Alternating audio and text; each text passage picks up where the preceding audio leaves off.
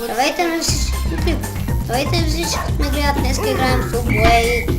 Епизод 3 май беше, не знам.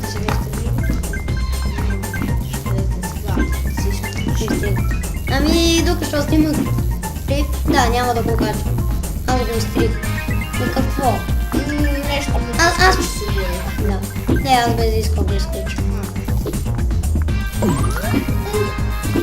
Но сега игра... Абе! Защо все цъкаме извън това?